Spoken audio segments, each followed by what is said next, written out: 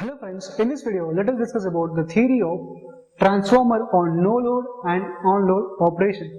So before going to the practical aspect of a transformer, or you can say the actual elementary theory of transformer, let us get familiarized with the ideal transformer. So let us get familiar with the ideal transformer.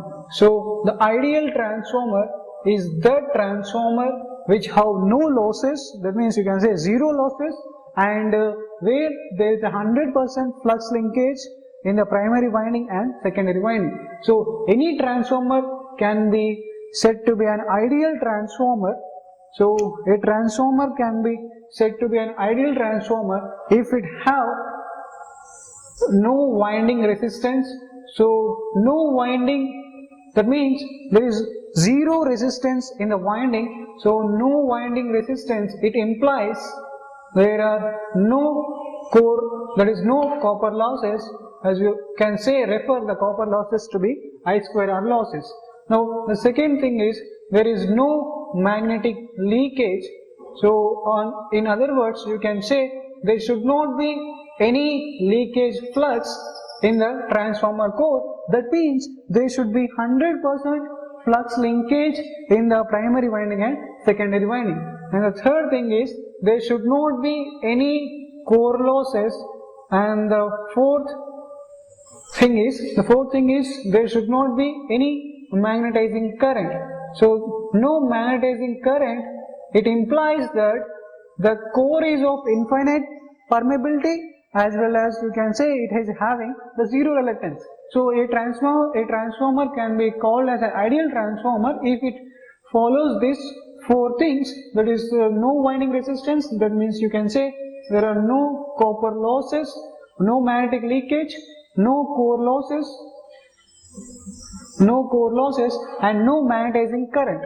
So this is about your ideal transformer. Now let us go to the transformer, that is the practical aspects of a transformer step by step, and let us draw the phasor diagram for each step we go. So let us consider the four cases to reach the practical aspect of the transformer from the theory of ideal transformer. So let us say the first case is consider the transformer on no load. Consider the transformer on no load. So let us take a transformer.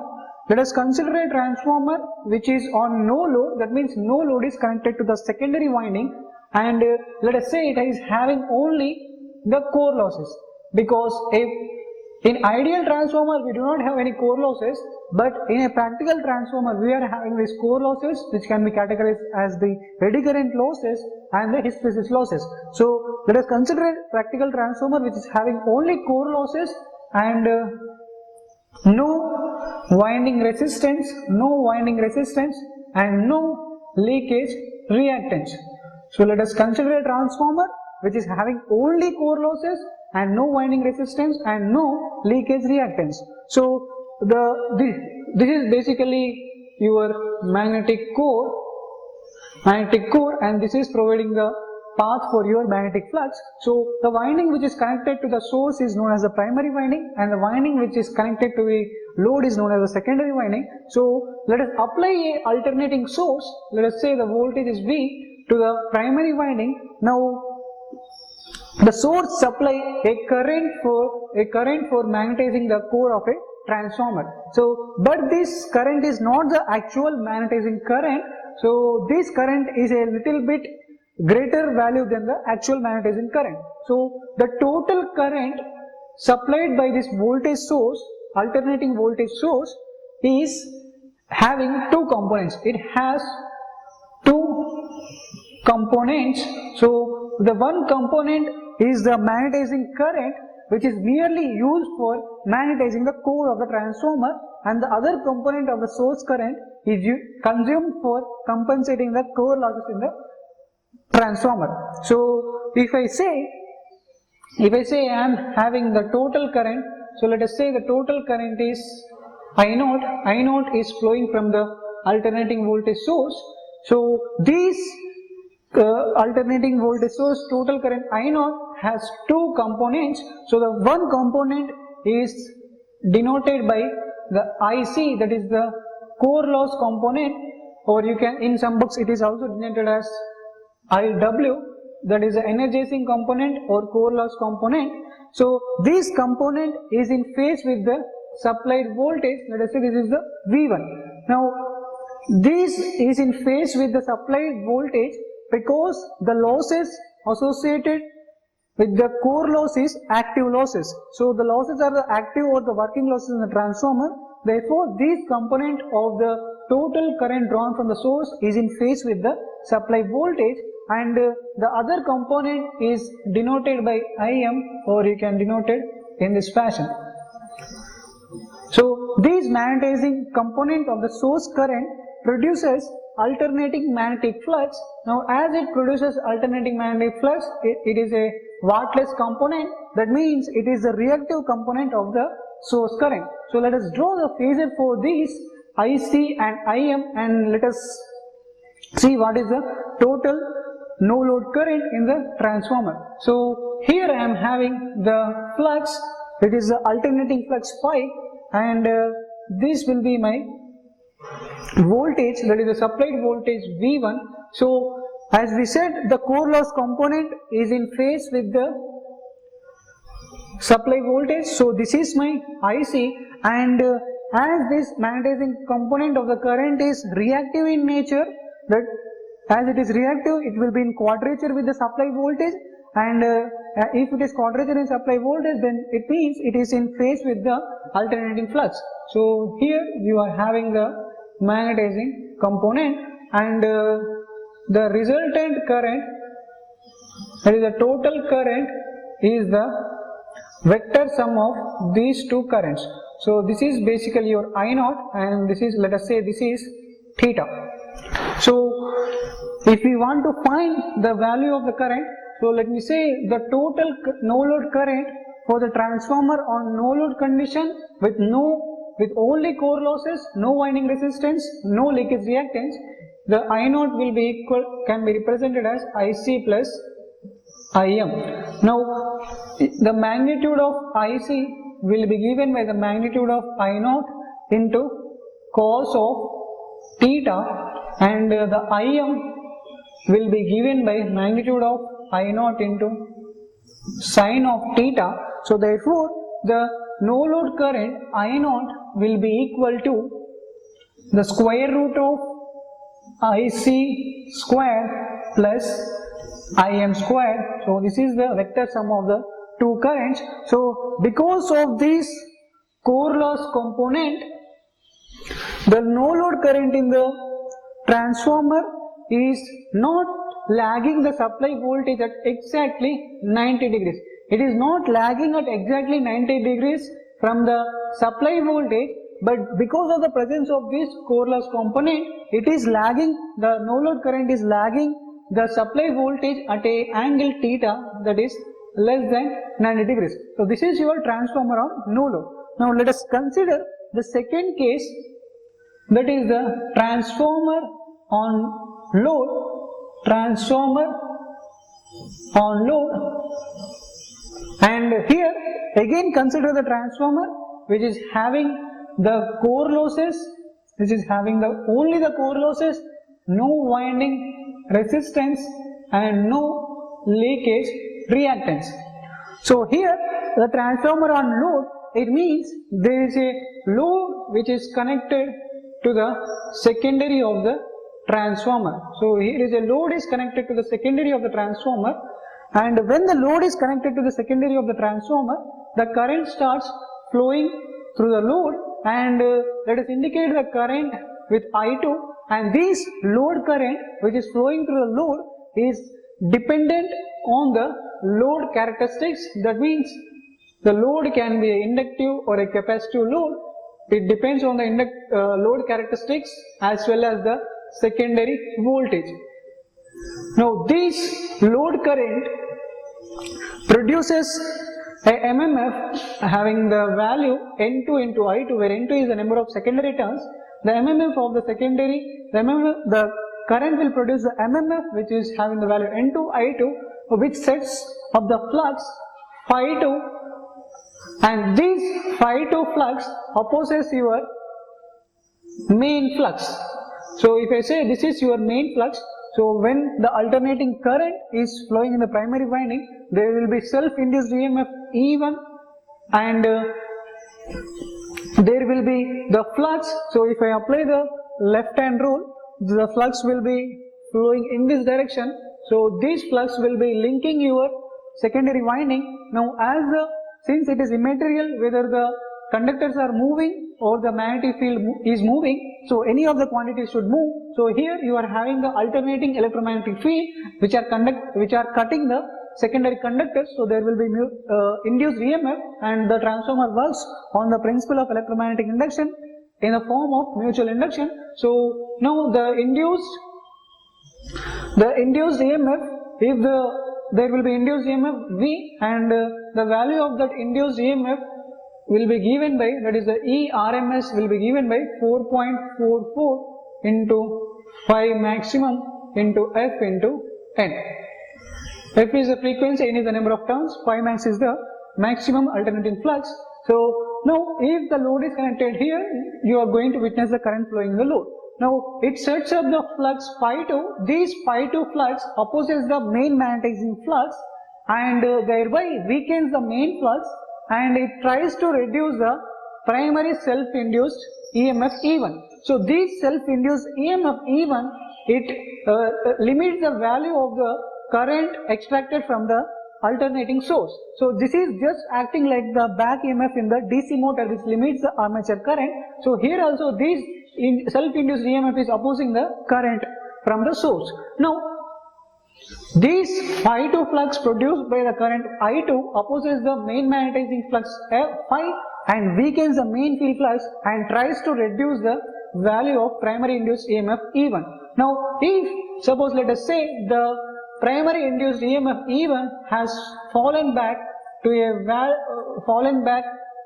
or the value decreased to the value with the EMF is decreased below the applied source voltage, then there will be an additional current because this EMF is opposing the current from the source voltage. Now as it's decreased below the value of applied voltage, there will be an additional current which is flowing from the source, and that additional current or the extra current is indicated by the I2 dash.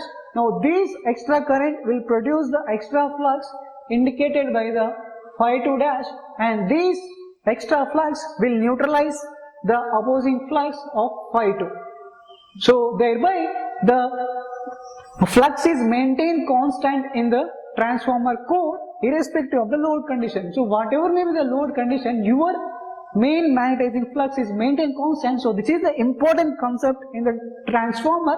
Just in the synchronous motor you say the speed is constant, here the main magnetizing flux is constant, and now the total primary current can be divided into two components.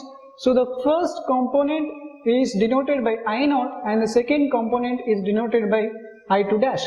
So the first component of the primary current can be utilized in magnetizing the core and compensating the core losses, and the secondary component is utilized to neutralize or compensate the secondary counter flux. So the I0 current can be also called as the no load component of the primary current, and the I2 dash component of the primary current can also be called as the load component of the primary current. So from here the total primary current is the summation of your I0 plus I2 dash, that is the phasor sum of I0 plus I2 dash. Now let us represent them through phasors. So here this will be my I2 dash, this will be my I2 dash. So this is your I0, this is your I0. Now your I1 will be the phasor sum of these two currents. So this is your I1. Your I1 is the phasor sum of I0 plus I2 dash. Now let us consider the next step to achieve the practical aspect of the transformer. So let us say I am having a transformer on load with resistance with winding resistance is considered here, and again no leakage reactance. So let us consider a transformer which is having core losses as well as the winding resistance and no leakage reactance. So the core loss is considered here and the winding resistance is considered, but with no leakage reactance. So here I forgot to draw this. The secondary EMF, when the load is connected, you are having the secondary EMF, and the secondary current I2 will be in exact phase opposition to this I2 dash current. So this will be in exact phase opposition to the I2 dash current, and the theta is the angle between the current, secondary current I2 and the secondary voltage induced E2. So theta is the, let us say theta 2 is the angle between the I2 and E2. So this is a phasor diagram for transformer on load with core losses, no winding resistance and no leakage reactance. Now considering the transformer with core loss, winding resistance and no leakage reactance, so this presence of winding resistance, what it does is, the winding resistance would result in the voltage drop in the primary winding as well as secondary winding. This presence of winding resistance would result in the voltage drop in primary and the secondary windings.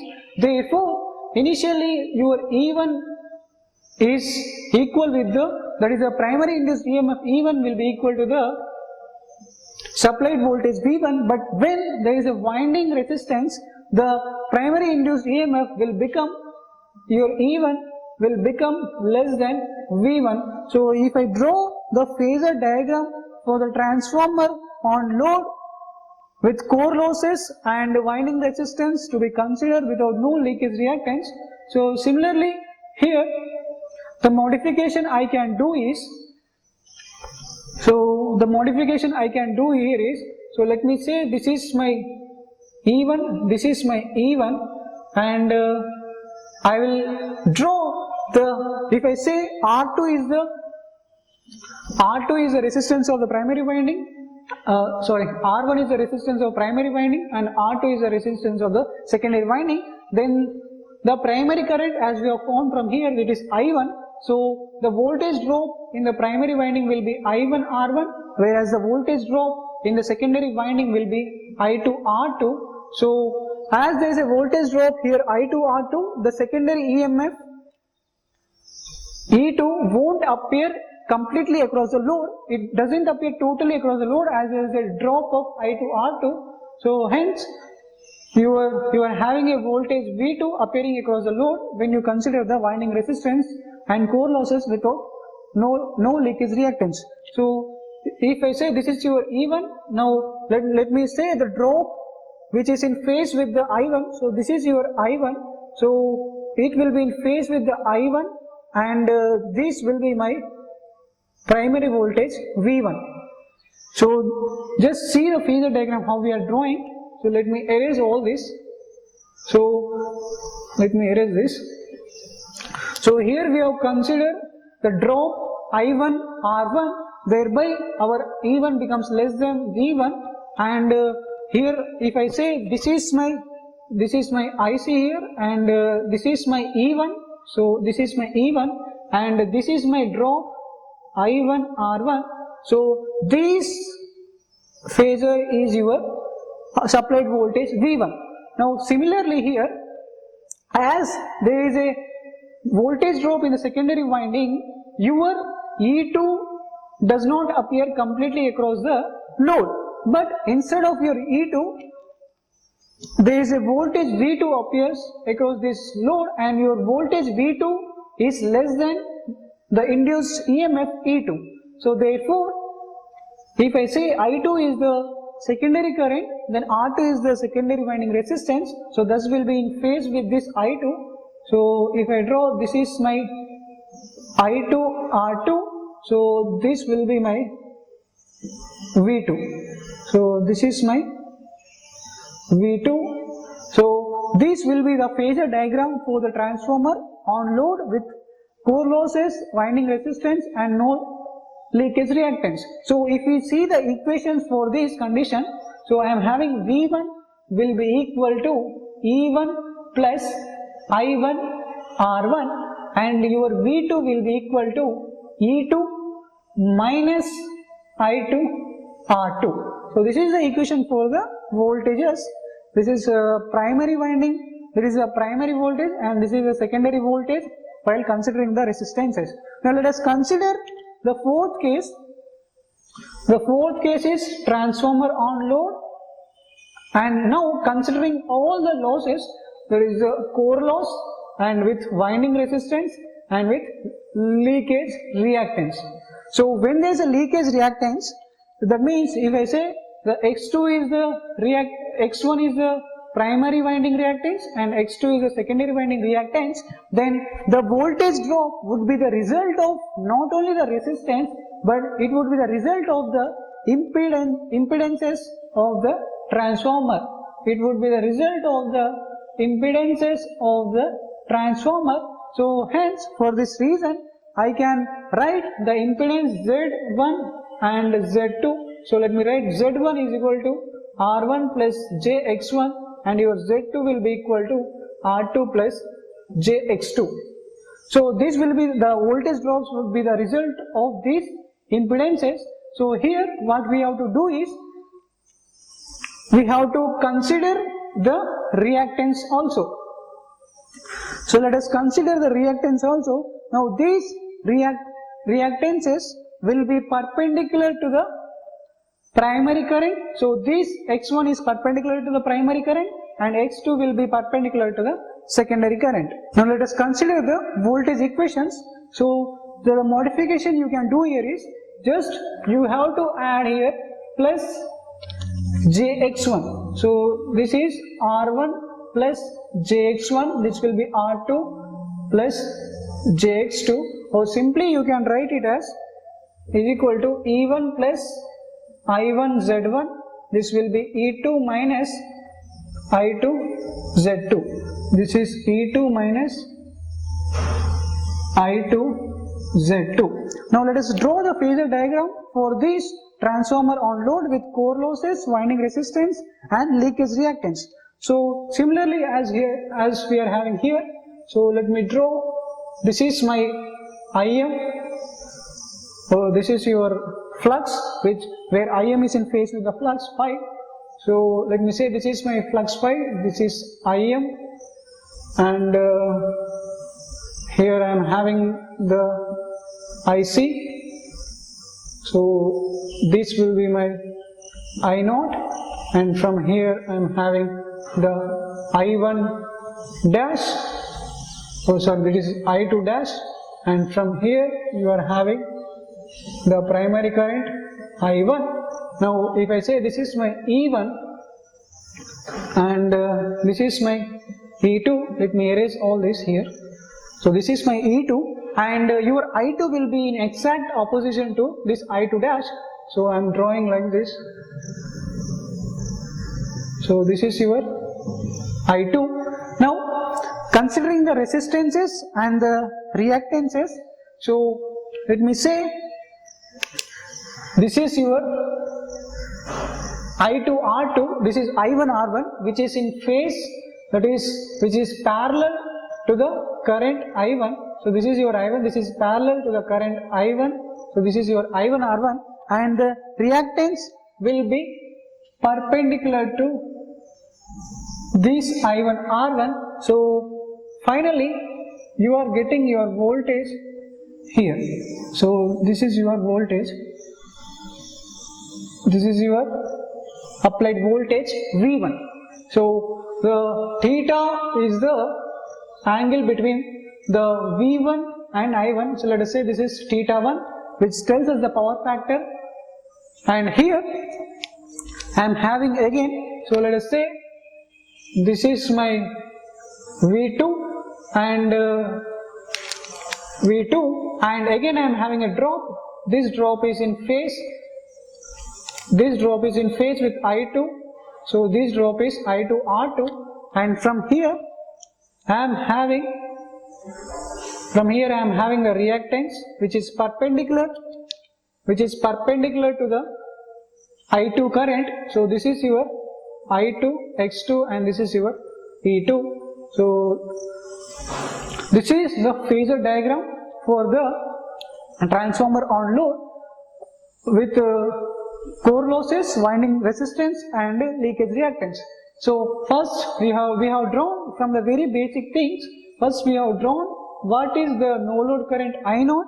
So first we have known what is the no load current I0, and then we have known what is the primary current I1, and then we have considered the resistance R1, and therefore we have found V1, that is from this equation, V1 is equal to E1 plus I1 R1, and from there we consider the leakage reactance also.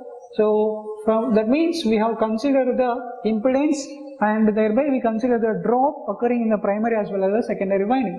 So here, from here you can see the theta 2 is a power factor which gives the power factor from the secondary output. So this is all about the theory of transformer on no load and on load operation. I hope you understood well. Please subscribe to the channel. Thank you.